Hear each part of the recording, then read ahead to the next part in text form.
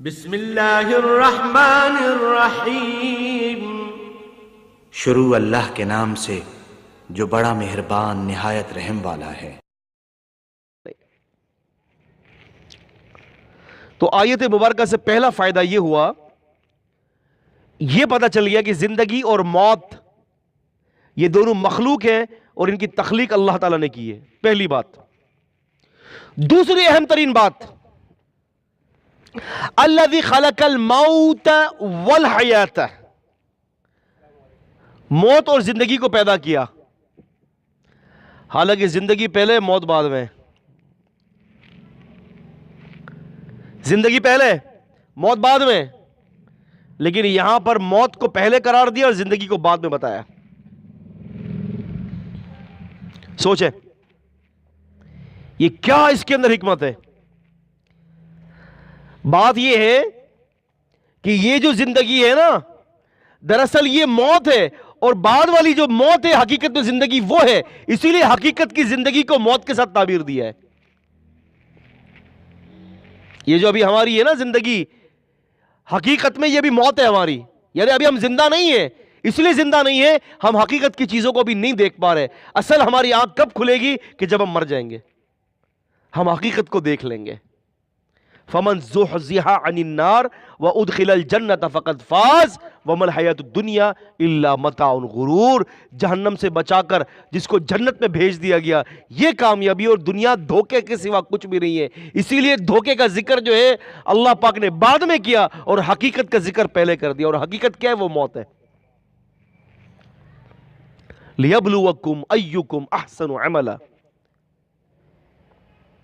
اور دوسرا فائدہ یہاں پر یہ ہے کہ موت کا ذکر اس لیے کیا کہ ترجیح تمہاری موت ہونی چاہیے، زندگی نہیں ہونی چاہیے۔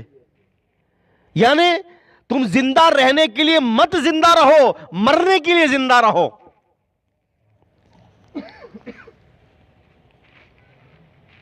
مرنے کے لیے تمہیں زندہ رہنا ہے عزیزوں، زندہ رہنے کے لیے زندہ رہ رہے ہو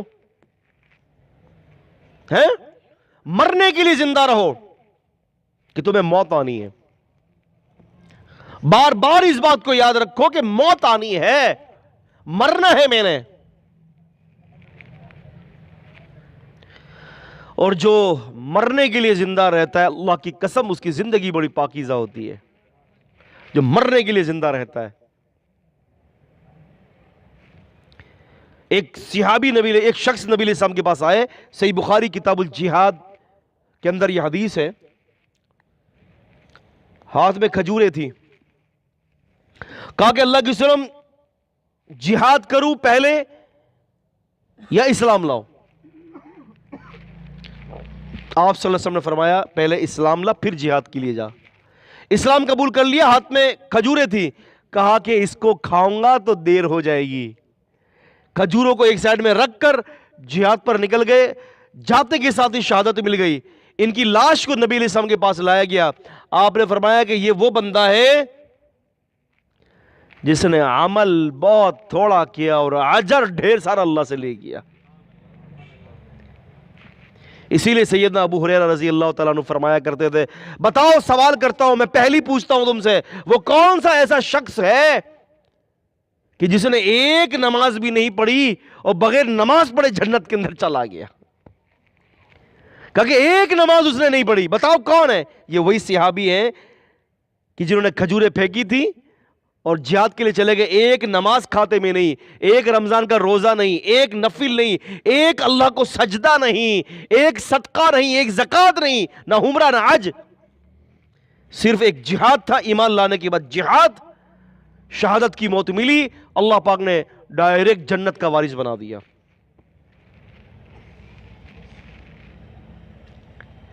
یہ کیا تھا؟ دراصل یہ زندہ تھے مرنے کے لیے، ہم زندہ ہیں زندگی کے لیے۔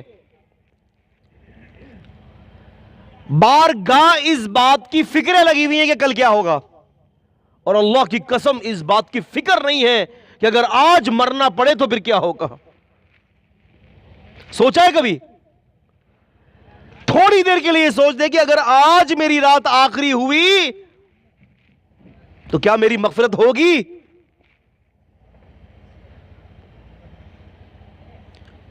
سوچیں. اللہ اکبر. ایک دفعہ حنظلہ رضی اللہ تعالی عنہ گھر میں تھے اور گھر والوں کے ساتھ لگ گئے, گھبرا گئے, بھاگتے بھاگتے باہر نکلتے, کہتے نافق حنظلہ نافق حنظلہ نافق حنظلہ, حنظلہ منافق ہو گیا, حنظلہ منافق ہو گیا. امیر المومنین سیدنا ابو بکر الصدیق رضی اللہ تعالی عنہ کے پاس پہنچے, کہتے ہیں کہ نافق حنظلہ, حنظلہ منافق ہو گیا. ابو بکر نے پوچھا کیا ہوا حنظلہ؟ کہا کہ نبی علیہ السلام کے پاس ہوتا ہوں تو ایمان کی کیفیت کچھ اور ہوتی ہیں, اور گھر جاتا ہوں تو ایمان کی کیفیت کچھ اور ہو جاتی ہے. امیر المومنین ابو بکر رضی اللہ تعالیٰ عنہ نے فرمایا اللہ کی قسم میرے ساتھ بھی یہی مسئلہ ہے, لگتا ہے میں بھی منافق ہو گیا ہوں. سیدنا حنظلہ و سیدنا ابو بکر رضی اللہ تعالی عنہما, ان کے ایمان کی کیفیت دیکھیں. حالانکہ نبی صلی اللہ علیہ وسلم نے فرما دیا تھا ابو بکر فی الجنہ, آپ نے فرما دیا تھا کہ میں نے ہر کسی کا احسان ادا کر دیا ہے سوائے ابو بکر کے, اس کا احسان میرا رب ادا کرے گا. لیکن اس کے باوجود بھی عاجزی ان کی ساری دیکھیں. اب یہ دونوں پیغمبر کائنات نبی کریم صلی اللہ علیہ وسلم کی خدمت اقدس میں حاضر ہوتے ہیں. کہا کہ اللہ کے رسول ہم دونوں منافق ہو چکے ہیں. آپ نے پوچھا کیا ہوا بھائی؟ کہا کہ اللہ کے رسول یہ کیفیت ہوتی ہے ہماری, ہم آپ کے ساتھ ہوتے ہیں تو ایمان آسمان پر ہوتا ہے, گھروں پر جاتے ہیں تو گھر میں لگ جاتے ہیں. آپ نے فرمایا کہ اگر تمہارا ایمان ہر وقت وہ رہے جو تم میرے ساتھ, تمہارے ساتھ, میرے ساتھ اور میری مجلس میں تمہارا ایمان ہوتا ہے, تو پھر ہر وقت پھر تم سے اللہ کے فرشتے چلتے پھرتے مصافحہ کریں گے. فکر آخرت. وہ کیا کرتے تھے؟ وہ زندہ مرنے کے لیے تھے. کیا تھے وہ؟ زندہ مرنے کے لیے تھے. ہم زندہ رہنے کے لیے ہیں, اور وہ مرنے کے لیے زندگی بسر کرتے تھے.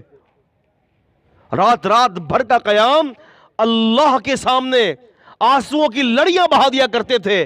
امیر المومنین اتنا روتے تھے عمر رضی اللہ تعالیٰ عنہ کہ آنکھوں کے سائیڈوں میں نشانات پڑ گئے تھے رو کر, کہ جیسے کسی نے جو ہے نا جگہ کے اندر نشان ڈال دیا ہو چھری سے. مرنے کے لیے زندہ رہتے تھے. الذی خلق الموت, اسی ذات نے موت کو پیدا کیا. یعنی موت اس لیے ذکر کر دی گئی کہ تمہارے لیے اے ایمان والو زندگی سے زیادہ اہمیت تمہارے لیے موت ہے, کیونکہ موت کے بعد کی جو زندگی ہے وہ کبھی ختم ہونے والی نہیں ہے.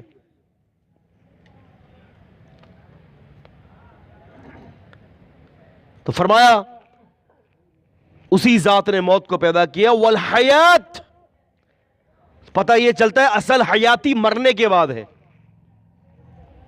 جو کبھی موت نہیں آنی نا, اصل تو حیاتی وہ ہوتی ہے نا. اور وہ بندہ جو موت کے پیچھے محنتیں کر رہا ہے, دنیا کی زندگی کے پیچھے محنتیں کر رہا ہے اور آخرت کو چھوڑ رہا ہے, تو حقیقت کے اندر مردہ تو پھر یہی ہے. پھر تمنا کرے گا نا کہ کچھ زندگی مل جائے. فَأَصَدَّقَ وَأَكُن مِنَ الصَّالِحِينَ, مجھے صدقہ کر دوں تاکہ میں نیکوں میں سے ہو جاؤں. وَلَن يُؤَخِّرَ اللَّهُ نَفْسًا إِذَا جَاءَ أَجَلُهَا, اللہ تعالیٰ ہرگز کسی نفس کو ایک لمحے کی مہلت نہیں دے گا کہ جب اس کی موت آن کھڑی ہو جائے گی.